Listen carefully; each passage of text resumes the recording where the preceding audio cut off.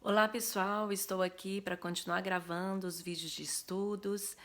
Hoje eu começaria a gravar os estudos do livro de Daniel, sobre a continuação dos estudos dos sinais do fim, mas eu senti no meu coração de nós falarmos daquele livro que eu prometi para vocês também, de Joel capítulo 2, sobre o último e grande avivamento que está vir sobre a face da terra. A esperança para nós como igreja está lá em Joel capítulo 2, o qual o Senhor nos prometeu uma grande efusão do seu Espírito sobre as nações, sobre o Brasil e sobre as nações da terra. Mas como nosso Deus é um Deus tão organizado e de princípios, e nós sabemos que toda a palavra dele, ele tem condições para que nós venhamos receber bênçãos, as bênçãos e as promessas dele.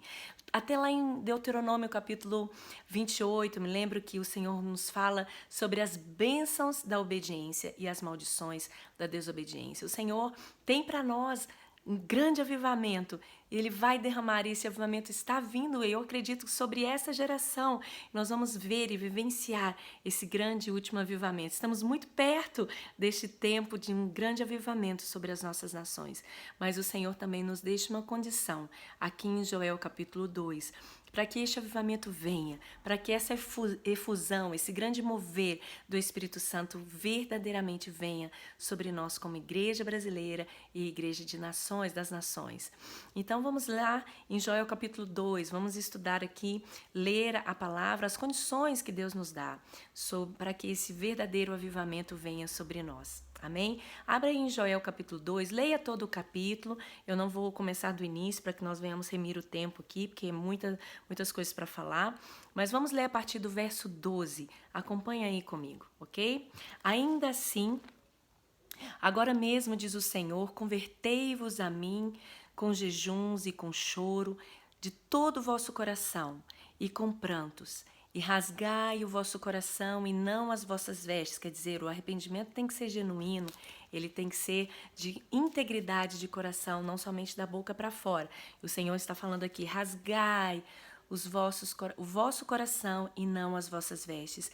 E convertei-vos ao Senhor, vosso Deus, porque Ele é misericordioso e compassivo, e tardio em irar-se, e grande em beneficência, e se arrepende do mal. Quem sabe se voltará e se arrependerá e deixará após si uma bênção em oferta de manjar e libação para o Senhor vosso Deus? Tocai a trombeta em Sião, santificai um jejum, proclamai um dia de proibição. Aqui a gente sabe que lá para os judeus a trombeta é o chofar, não é? Quando Deus queria chamar o seu povo para um tempo de arrependimento, para que a congregação se reunisse, para que a cidade se reunisse em jejum e choro e pranto e arrependimento, ele mandava tocar a trombeta. Então o chofar tem um toque aí do chamado para o arrependimento. Mas hoje, aqui nas nações e hoje, nos dias de hoje, quem são essas trombetas? Quem são essas buzinas de Deus para chamar o povo para o arrependimento? Somos nós. São os profetas do Senhor, são os ministros do altar que precisam se responsabilizar a se tornarem essas trombetas de Deus, chamando o povo para o tempo de arrependimento. Então, congregai o povo e santificai a congregação. Ajuntai os anciãos, congregai os filhinhos e os que mamam. Sai o noivo da sua recâmara e a noiva do seu tálamo. Chorem, aqui eu quero chamar a atenção para esse versículo, amados. Chorem os sacerdotes, ministros do altar, entre o alpendre e o altar, e digam ao povo: poupa o teu povo, Senhor, e não entregues a tua herança ao opróbrio, para que as nações façam escárnio dele, porque diriam entre os povos: onde está o teu Deus? Eu quero chamar a atenção para esse versículo, quando o Senhor nos chama como ministros e sacerdotes do altar, para que nós venhamos chorar e nos arrepender pelos nossos pecados do nosso povo e pelos pecados levantados no altar. Que pecados? Muitas vezes nós levantamos altares de adoração, mas não são verdadeiros. Levantamos altares de idolatria e de tantos outros pecados que foram levantados nos altares das nossas igrejas, das nossas vidas, nas nossas famílias. Então o Senhor aqui está nos chamando como ministros e sacerdotes do altar, para restaurarmos o altar do nosso coração os altares das nossas famílias e os altares das nossas igrejas. É primeiramente responsabilidade nossa, como ministros, sacerdotes, músicos do altar, levitas, sacerdotes, ministros do altar, pastores, líderes, que nós venhamos nos arrepender primeiro, entre o pórtico e o altar, como o Senhor está nos chamando aqui, e chamarmos o povo para este tempo de verdadeiro arrependimento. Não da boca para fora, não arrependimento de choro somente, mas de coração, de integridade, um arrependimento verdadeiro de mudança de caráter e de postura diante do Senhor. Então, aí o Senhor nos chama, chorem os sacerdotes, ministros do altar, entre o alpendre e o altar, e digam ao seu povo, poupa o teu povo, Senhor.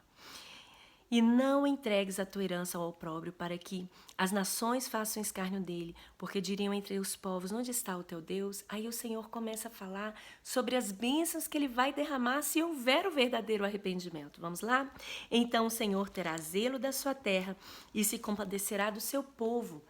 E o Senhor responderá e dirá ao seu povo, eis que vos envio o trigo e o mosto e o óleo, e dele sereis fartos, e vos não entregarei mais ao opróbrio entre as nações. Vamos lá, pular lá para o 23. 22. Não temais animais do campo, porque os pastos desertos reverdecerão, porque o arvoredo dará o seu fruto, e a vide e a figueira darão a sua força. E vós, filhos de Sião, regozijai-vos e alegrai-vos no Senhor, vosso Deus, porque ele vos dará ensinador de justiça e fará descer a sua chuva. E as eiras se encherão de trigo. Olha aí as promessas de avivamento e de restituição do Senhor sobre a igreja. E os lagares transbordarão de mosto e de óleo, e restituí-vos-ei os anos que foram consumidos pelo gafanhoto, e a locusta, e o pulgão, e a oruga, o meu grande exército que enviei contra vós.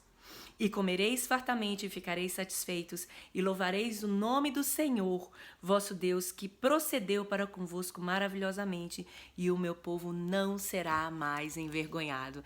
Então há promessas de restituição, mas desde que haja o verdadeiro arrependimento, não somente da boca para fora, não somente ministros e pastores chorando, mas continuando com os mesmos erros, continuando a cometer os mesmos pecados, continuando a profanar o altar com idolatria, a profanar o altar com roubos, a profanar o altar com palavras de confusão, com palavras de divisão, mas o Senhor realmente está nos chamando para um arrependimento de coração. Nós possamos nos converter 360 graus à palavra do Senhor e à santidade do Senhor nas nossas vidas e nos nossos ministérios. Aí sim virá o grande e último avivamento sobre as nações. Vamos lá ler essa promessa do Senhor juntos? Verso 27, e vós sabereis que eu estou no meio de Israel, e eu, o Senhor vosso Deus, e ninguém mais, e o meu povo não será envergonhado para sempre. Joel, capítulo 2, verso 28. Vamos ler? Essa é a promessa do grande avivamento, de uma grande efusão do Espírito sobre as nações.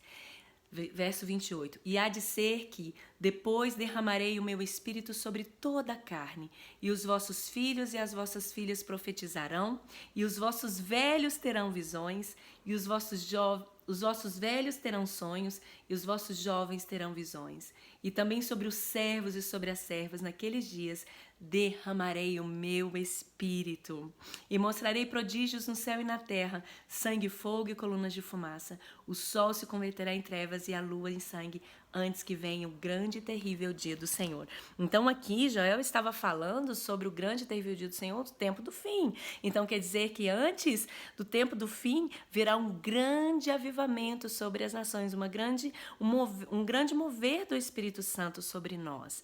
Mas para que este avivamento venha, é necessário nós passarmos por todo o capítulo de Joel, o verdadeiro arrependimento. Eu acredito plenamente que nós estamos vivendo exatamente este tempo. O Senhor nos chamando para o conserto. O Senhor nos chamando para um tempo de arrependimento. Porque Ele nos ama. E quando o Senhor traz a disciplina ou traz o juízo sobre um povo, e até mesmo ali sobre Israel, neste tempo quando o Senhor permitiu que esses gafanhotos viessem destruir as vinhas e as plantações, era para que o povo chorasse e o povo se voltasse para Ele, para que o povo voltasse e chorasse diante do Senhor, pedindo perdão pelos seus pecados. Quando o Senhor traz juízo sobre um povo, amados, é porque Ele nos quer voltando para Ele. Quando o Senhor nos disciplina, como um pai, uma mãe disciplina um filho, é porque Ele nos quer no conserto, ele nos quer na obediência, porque Ele sabe, como Ele é um Deus de princípios, que só através da obediência nós vamos viver a plenitude das suas promessas. E a plenitude deste último e grande avivamento nós só vamos viver se nós obedecermos a Ele e nos arrependermos de todo o nosso coração. Leia Joel capítulo 2, releia, pregue e repasse essa mensagem para todo o Brasil, para as nações. Nós vamos viver um grande e último avivamento. Eu, particularmente, estou gerando esse último avivamento por muitos e muitos anos, praticamente quase 20 anos, desde quando nós começamos a viver o último avivamento com Dan Duque e Martin Duque no Brasil, lá em Belo Horizonte. Mas nós sabemos que existe essa grande condição do arrependimento verdadeiro dos ministros do altar, das limpezas dos nossos altares, e nós precisamos chamar o povo para esse tempo de arrependimento. E dar a direção.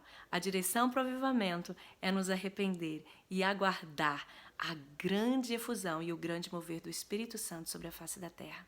Deus abençoe a todos e vamos viver juntos nessa geração o último avivamento sobre a terra, aguardando o grande dia do nosso noivo. O noivo vem, desperta a noiva. Deus abençoe a todos. Até o próximo estudo.